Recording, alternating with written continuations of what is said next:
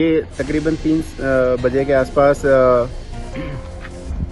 SHO हरिभा Upadhyay को सूचना मिली। परिवादी नवीन कुमार मित्तल स्वयं उपस्थित होकर उन्होंने बताया कि उनका बच्चा सुबह तकरीबन 10 बजे घर से निकला था और अभी तक लौटा नहीं है और उनको एक पत्र लिखा हुआ मिला जिसमें उसमें कुछ ऐसी बातें उनको लिखी हुई थी जो उनको विचलित कर रही थी कि वो पहाड़ पर जाएगा और वहाँ से दे त्यागेगा, इस तरीके का कुछ उसमें लिखा हुआ था। जैसे ही सूचना मिली तुरंत ही श्रीमान एसपी साहब को सूचित किया गया। एसपी साहब के निर्देशानुसार मौके पर कंट्रोल रूम का जाब्ता, एसएचओ किशनगंज, एसएचओ कोतवाली, एसएचओ हरिभा उपाध्याय अपने मैं जाब्ते के, और इसके अलावा डॉग स्क्वाड को भी बुलाया गया। और इसके अतिरिक्त जो एक ड्रोन भी हमने जो है उसकी व्यवस्था की थी कि इन केस की अगर सर्च करनी पड़े पहाड़ पर तो हम कर सकें। और आने जाने वाले जो भी रास्ते थे उन सबको हमने सीसीटीवी कैमरास को देखा तो वो उसका जो जाने का रास्ता था वो पहाड़ की तरफ ही था।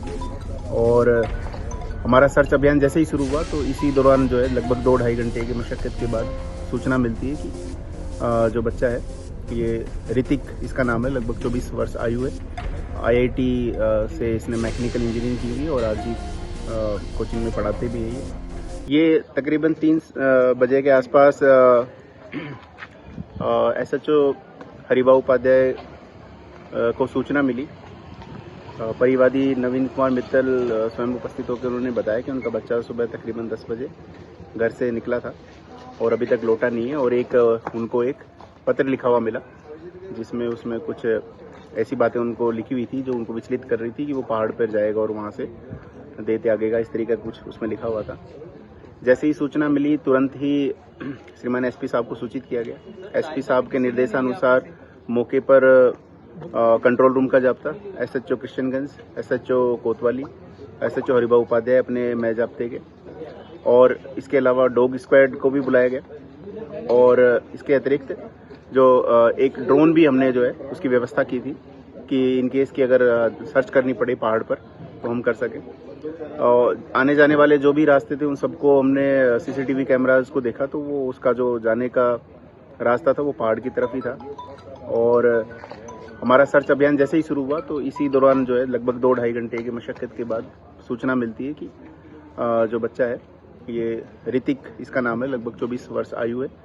IIT से इसने मैकेनिकल इंजीनियरिंग की हुई और RG कोचिंग में पढ़ाते भी है ये।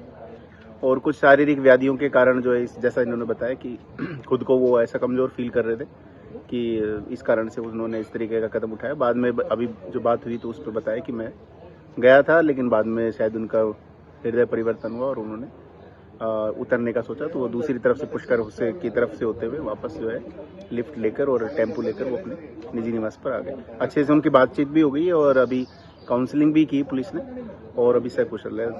कारण क्यों निकला, कुछ परेशानी? कारण यही है, थोड़ा फिजिकली थोड़ा वीक है वो, तो उसको ऐसा लगा कि वो फिजिकली वीक है तो काफ़ी टाइम से वो परेशान था तो उसको लगा कि इस टाइम पर ये कदम उठाना जो है वो उसने सोचा इस तरीके का। अभी जो हमारी बात हुई उस पर ऐसा लग रहा है कि वो थोड़े से स्टेबल है।